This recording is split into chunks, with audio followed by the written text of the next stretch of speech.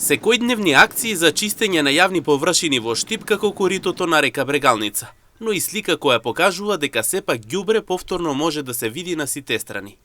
Граѓаните свесни дека проблемот е во несовесноста, бидејќи колку надлежните чистат, толку повеќе дел од граѓаните фрлаат ѓубре. Истакнуваат пред камерите на М-нет телевизија дека често пати забележуваат како несовесни граѓани создаваат и фрлаат смет дури и по улиците, па колку и да се чисти, сепак ситуацијата секојдневна. Иако утре меѓународниот ден на реката, тие согласни дека на луѓето тоа ништо не значи.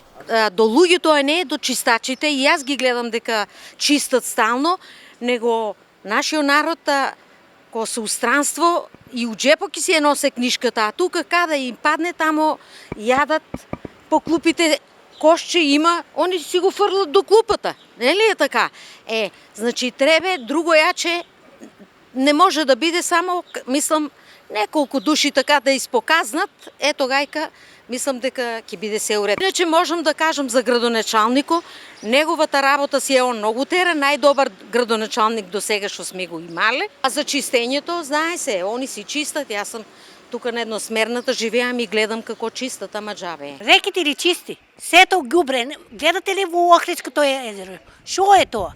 Ептен сме забегани у тоа. Чим народот фрла се у реки, по улици, што сакаш да е чисто? Нема. Се. Што и текне се од дома. Немаме чувство за ништо, да ти кажем. Луѓето станаме многу лоши, еден со друг ќе си изедем. Па не баш.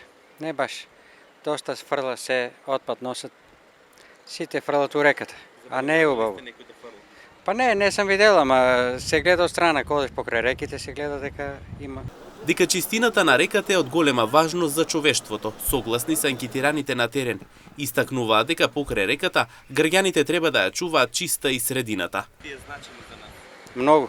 Многу природата треба да се чува, реките многу се битни. Во согласно со ситуацијата, и она што понатаму останува е толкова е свесноста за да се зачува и остане чиста животната средина, имајќи во предвид дека таа изворот за да човека е пред се здрав.